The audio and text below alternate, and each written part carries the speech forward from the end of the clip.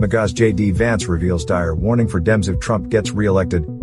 Between the U.S. Supreme Court's immunity ruling on Monday, Project 2025, Donald Trump allies' detailed blueprint for a second Trump administration, and President Joe Biden's widely criticized debate performance during his first 2024 head-to-head with Donald Trump, many Democrats, along with some never-Trump conservatives, have been sounding the alarm about what may await the United States in 2025 if Biden is voted out of office.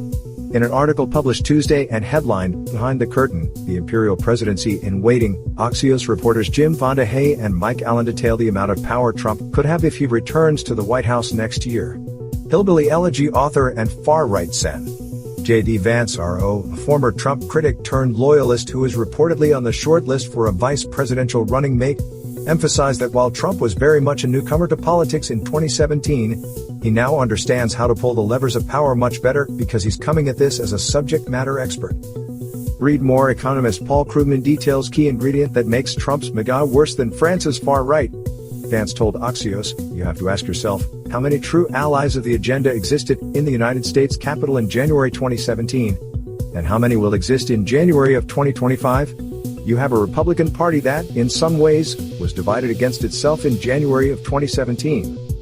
The MAGA senator added, I think now it recognizes that Trump is effectively leader of the party. And you'll see that in governing style and certainly in agenda. Vandehei and Allen lay out the ways in which, according to Trump and his allies, events would unfold in early 2025 if he wins. Those events, the Axios reporters explain, include, a re-elected Trump would quickly set up vast camps and deport millions of people in the U.S. illegally. In Washington, Trump would move to fire potentially tens of thousands of civil servants using a controversial interpretation of law and procedure and would replace many of them with pre-vetted loyalists. And he'd centralize power over the Justice Department, historically an independent check on presidential power. Read more. Sonia Sotomayor, Supreme Court just gave presidents power to assassinate political rivals. The journalists add some more. Many of the January 6th convicts could be pardoned. Trump says he'd slap 10% tariffs on most imported goods, igniting a possible trade war and risking short-term inflation. And conversation would intensify about when Justices Clarence Thomas, 76, and Sam Alito, 74, would retire. Read more. Trump seeks to have hush money case tossed citing presidential immunity ruling, report. Read Axios' full report at this link.